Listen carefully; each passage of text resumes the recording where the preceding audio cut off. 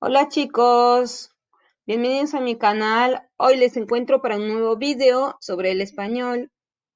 Suscríbete a mi canal para ver todos mis videos. Hoy vamos a estudiar la forma estar más gerundio, ce qui correspond en français au présent progressif.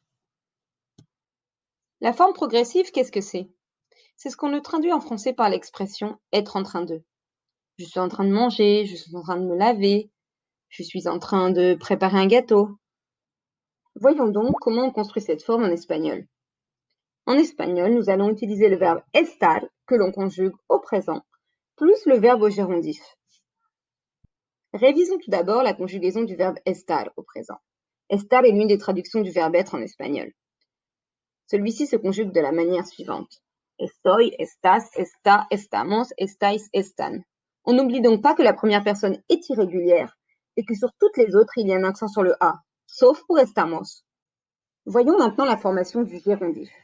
Pour le gérondif, on regarde le groupe du verbe. Si le verbe se termine en ar, le gérondif fera ando, comme dans cantar, cantando. Si celui-ci termine en er ou ir, le gérondif fera yendo, comme dans comer, comiendo.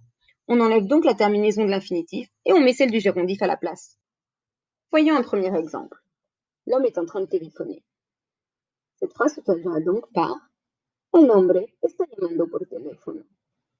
On a donc conjugué le verbe estar à la troisième personne du singulier et le verbe llamar a pris sa forme gérondif. Voici un deuxième exemple. Cette fille est en train de jouer de la guitare. Nous dirons donc en espagnol, la chica está tocando la guitarra.